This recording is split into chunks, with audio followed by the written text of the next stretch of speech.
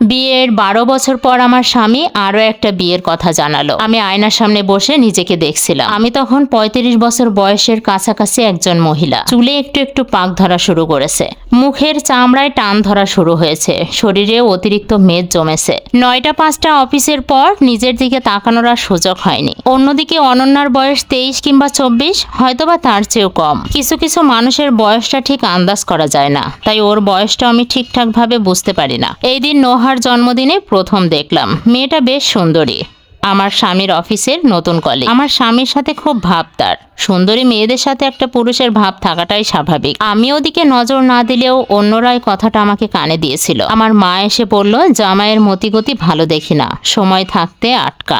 আমি হাসলাম। স্বামী কি গরু ছাগল নাকি যে আটকে রাখবো? আমাদের 2 ছেলে মেয়ে, 7 বছরের ছেলে নেহা আর 5 বছরের মেয়ে নোহা। আমি আমার স্বামীর উপর সন্দেহ করি না কখনো। তার উপর রাগ করে বাপের বাড়িও চলে যায়নি। তার পাশে থেকে চেয়েছি তাকে বোঝাতে। তার নতুন বিয়ের কথা শুনেও চিৎকার চেঁচামেচি করিনি। স্বাভাবিকের মতোই দুজনে একই রুমেই থেকেছি। শুক্রবার দিন সকালে ছেলে মেয়েদেরকে মায়ের কাছে পাঠিয়ে দিয়েছি। আমার স্বামীকে বললাম, তোমার সাথে একটু বাইরে বেড়াতে যেতে ইচ্ছে করছে। আমার স্বামীও রাজি হয়ে গেল। অনেক বছর পর দুজনে রিকশায় চড়লাম। বাতাসে আমার চুলগুলো উড়ছিল। আগের মতো আমার স্বামী আর আমার চুলগুলো সরিয়ে দিচ্ছে না। আমার লজ্জাও হচ্ছে না, ভালো লাগছে খুব। আমরা শহরে একটা শিশু সদনে এসেছি। আমার স্বামী আমার হাত চেপে ধরে বলল, এটা কি ঘুরতে আসার জায়গা নাকি? এখানে কেন? আমি কিছুই না বলে ভেতরে গেলাম। অফিস রুমে গেলাম। অফিস রুমে অনুমতি নিয়ে সব বাচ্চাদের বেডরুমগুলো দেখলাম। আমার স্বামীকে আমি বললাম, নিহাত আর নোহার থাকার ব্যবস্থার কি আজকেই সবকিছু বলে যাব, নাকি অন্য আরেকদিন আসবে? তুমি কি পাগল হয়েছো? ওরা এখানে কেন থাকবে? এখানে এতিম বাচ্চারা থাকে যাদের বাবা মা নেই। ওরা কি এতিম নাকি? আমি উত্তরে বললাম, তুমি আর একটা বিয়ে করলে আমি কি বিয়ে না করে থাকবো? আমার বিয়ের পর আমার স্বামী কিংবা তোমার বউ কেউই হয়তো আমার বাচ্চাদেরকে দেখবে না, তাই আগেই ব্যবস্থা করে যাওয়া ভালো। ভেতরের পরিবেশটা তো দেখলে, বাসায় গিয়ে জানাবে। আমার স্বামী বলল, আমার ছেলেমেয়েরা এমন জায়গায় থাকবে এটা আমি কখনো চাইনি, আর চাইবো না। বাসায় চলো, আমি আরেকটু ঘুরতে চাই। পার্কে চলো। পার্কের বেঞ্চে কাপলদের ভিড়। শুক্রবারে যেন মানুষের মেলা বসেছে। পার্কটার মাঝবয়সী মানুষদের জন্য নয়। আমরা আর আগের মতো বসতে পারি না এখানে। আমরা আর একটা খালি জায়গা দেখে বসলাম। আমার স্বামী বলে উঠল, মহিমা, তুমি যে আর একটা বিয়ের কথা ভাবছো, কই আমাকে আগে তো বলোনি। তুমি যখন তোমার বিয়ের কথাটা আমাকে জানালে তখনই ভাবলাম। আমার বয়স তো বেশি না, সবেমাত্র 35।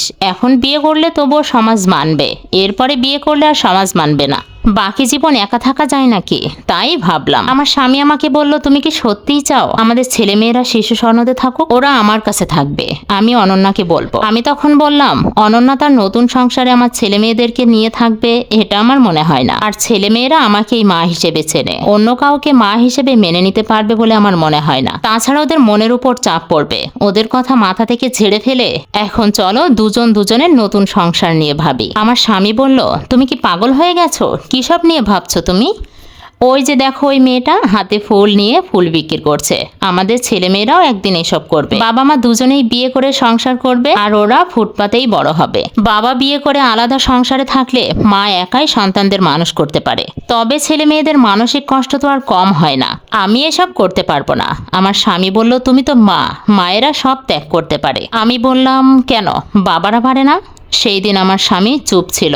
আমি আর কোনো প্রশ্নই তাকে করিনি। আমি শুধু বলেছিলাম, সময় নাও, তারপরে আমাকে জানাও। এরপর বিয়ের 30টা বছর পার হয়ে গেল। আমার স্বামী আর কখনো দ্বিতীয় বিয়ের কথা বলেনি। আমার বয়স বাড়ছে, তবে কখনো আমি প্রসাধনী দিয়ে আমার স্বামীকে আটকে রাখার চেষ্টা করিনি। শুধু তাকে একটু বুঝিয়েছিলাম, আমরা এখন চাইলেও অনেক কিছু পারি না বা পারবো না। আমরা এখন বাবা মা আর সন্তানেরা আল্লাহর দেয়া নিয়ামত। সন্তানের সুখ আর দায়িত্ব অবহেলা করে দুনিয়ার সুখ আমাদের জন্য না।